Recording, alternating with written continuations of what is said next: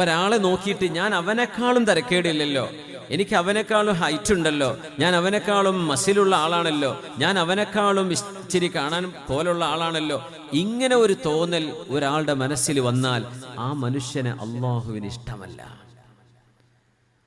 ഉമർ റളിയല്ലാഹു അൻഹുവിന്റെ ചരിത്രത്തിൽ ഉമർ തങ്ങളുടെ മകൻ ഒരു പുതിയ കുപ്പായൊക്കെ ഇട്ടിങ്ങനെ മുടിയൊക്കെ ചീകി ഇങ്ങനെ നിൽക്കുമ്പോൾ ഉമർ റളിയല്ലാഹു അൻഹു വന്നൊരു അടി അടിച്ചിട്ടുണ്ട്. അപ്പൊ കുട്ടി ചോദിച്ചു, വാപ്പ എന്തിനാ നിങ്ങൾ പിന്നെ അടിച്ചതെന്ന് ചോദിച്ചു. അപ്പൊ പറഞ്ഞു, മോനെ, ഈ കുപ്പായൊക്കെ ഇട്ടിങ്ങനെ നിൽക്കുമ്പോൾ നിന്റെ മനസ്സിൽ ഇപ്പൊ ഒരു തോന്നൽ വന്നില്ലേ, ഞാൻ തരക്കേടില്ല, ആ തോന്നൽ പോകാൻ വേണ്ടി അടിച്ചതാന്ന് പറഞ്ഞു ഉമർ റളിയല്ലാഹു അൻഹു. സുബ്ഹാനല്ലാഹ്. ഉമർ തങ്ങളുടെ മദ്രസ അങ്ങനെയാണ്.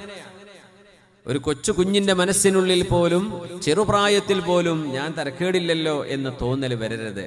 നാം എല്ലാവരെ പോലെയുമാണ്, അല്ലെങ്കിൽ അവർ എന്നെക്കാളും മീതയാണ്, ഞാൻ നന്നാവണം, അള്ളാഹു എന്നെ നന്നാക്കി തരണം, ഉയർത്തിത്തരണം എന്ന പ്രാർത്ഥനയോടെ, എന്നാൽ നമ്മുടെ മനസ്സിനുള്ളിൽ നമ്മൾ അവരെക്കാൾ മീതയാണ് എന്നൊരാണിന്, ഒരു പെണ്ണിന് ഒരിക്കലും ആരോടും തോന്നരുത്. ഇച്ചിരി കാണാനൊക്കെ ഭംഗിയും ചെറുക്കൊക്കെ ഉണ്ടാകുമ്പോഴേ തോന്നിപ്പോകും ഞാൻ തരക്കേടില്ലല്ലോ എന്ന്. ഒരിക്കലും തോന്നരുത്. അത് സ്കൂളിലും കോളേജിലും നമ്മുടെ വീട്ടിലും റോഡിലും നാടിലും എല്ലായിടത്തും ഒരു ഫംഗ്ഷനിൽ ചെന്നാലും ഒക്കെ അങ്ങനെ പെരുമാറാൻ നമ്മുടെ മക്കളെ നമ്മൾ പഠിപ്പിക്കണം.